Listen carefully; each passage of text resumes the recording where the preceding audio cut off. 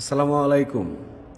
আপনারা দেখছেন শুরুতেই ফুচকার দোকান, দুই পাশে পানি, মাঝখানে যে রাস্তাটি আন্ডার কনস্ট্রাকশন কাজ হচ্ছে।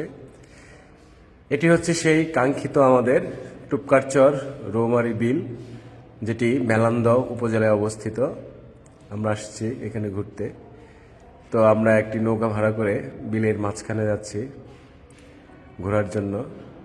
তো আসলে আমাদের মূল উদ্দেশ্য হচ্ছে এই পানির ভিতরে আমরা কিছুক্ষণ ঘুরে, বিলের মাঝখানে একটি রোড আছে খুব সুন্দর, সেই রোডে একটি কফি হাউস রয়েছে, আমরা সেখানে কফি খাবো।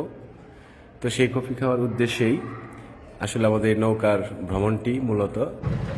সত্যি এত সুন্দর একটি জায়গা, যেটা আসলেও আপনারা যদি কেউ না আসেন এখনো পর্যন্ত, এই উপভোগটি আমরা আসলে করতে পারবো না, বন্যায় প্লাবিত এলাকাটি।